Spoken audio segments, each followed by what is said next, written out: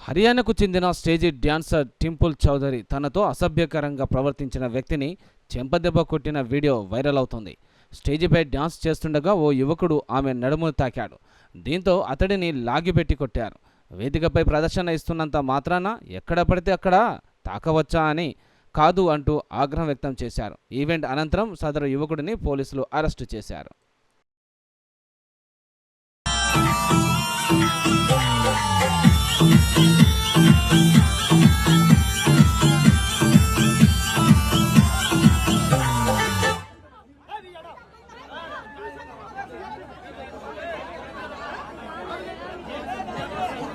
Hello, ऐसा है 1 minute में मैं चौथूंगी।